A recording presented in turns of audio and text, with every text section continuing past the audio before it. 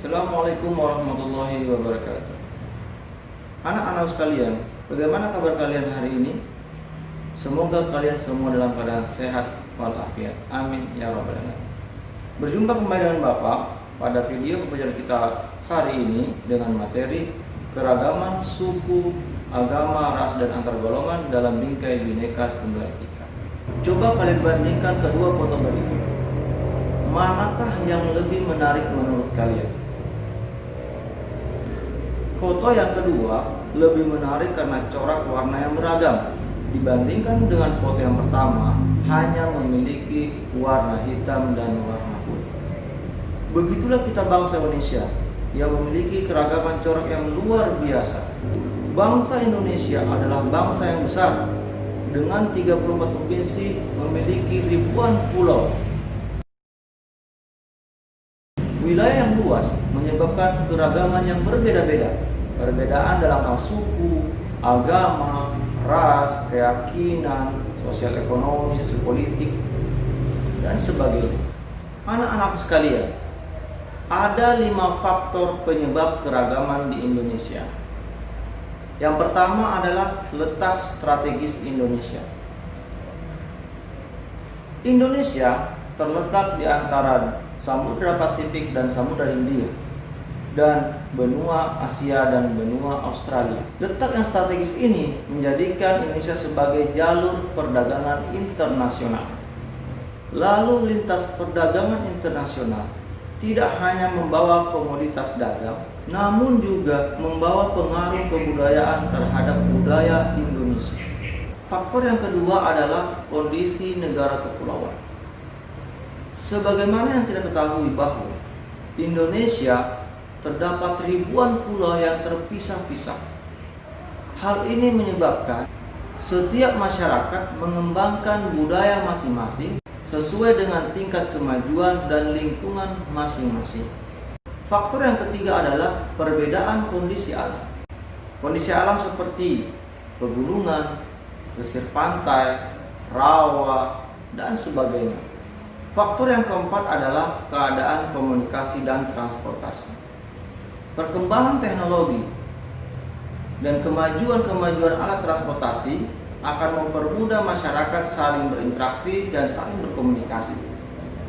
Namun sebaliknya, transportasi dan komunikasi yang sederhana akan memperhambat komunikasi dan interaksi antar masyarakat. Faktor yang kelima adalah penerimaan masyarakat terhadap perubahan. Sebagian masyarakat mudah menerima perubahan-perubahan yang ada, seperti masyarakat perkotaan.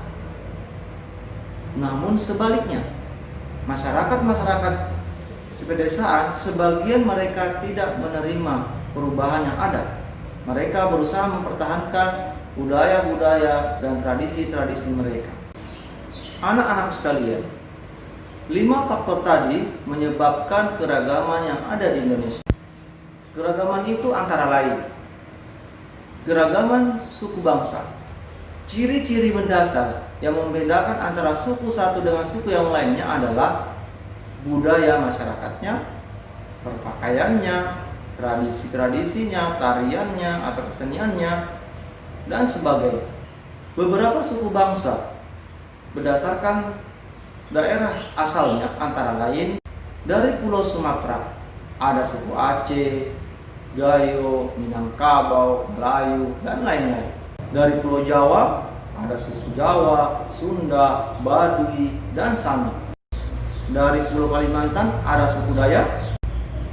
Di Sulawesi ada suku Bugis, Manado, Gorontalo, dan Makassar. Dari Maluku ada suku Ambon, Ternate, dan lain-lain. Kawasan Bali dan Nusa Tenggara ada suku Bali, Lombok, dan sebagainya. Sedangkan dari Papua ada suku Asmat dan suku Dani.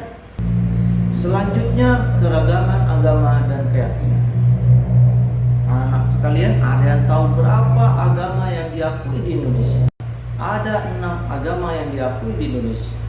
Yang pertama adalah agama Islam. Agama Islam adalah agama yang dibawa oleh Gujarat Arab pada abad ke-13 melalui perdagangan. Tempat ibadah untuk orang-orang Islam adalah masjid. Kemudian agama yang kedua adalah Katolik. Agama Katolik adalah agama yang dibawa oleh orang-orang Eropa. Tempat ibadah mereka adalah gereja. Yang ketiga adalah agama Kristen Protestan. Seperti halnya agama Katolik, agama Protestan juga dibawa oleh orang-orang Eropa. Tempat ibadahnya adalah gereja. Kemudian agama yang keempat adalah Hindu. Agama Hindu adalah agama yang dibawa oleh orang-orang India. Tempat ibadah mereka adalah Pura. Yang kelima adalah agama Buddha. Agama Buddha juga dibawa oleh orang-orang India. Tempat ibadah mereka adalah Vihara. Dan agama yang terakhir adalah agama Konghucu. Agama Konghucu dibawa oleh orang-orang Cina. Tempat ibadah mereka adalah Kelenteng. Anak-anakku sekalian, semua agama mengajarkan kepada umatnya untuk berbuat baik dan berbuat keadilan. Semua itu adalah kewajiban yang harus ditaati. Anak-anakku sekalian, selanjutnya adalah keragaman ras. Keragaman ras dapat kita bedakan antara ras satu dengan ras yang lainnya berdasarkan ciri fisik, seperti warna kulit, bentuk muka, bentuk badan, rambut, dan sebagainya.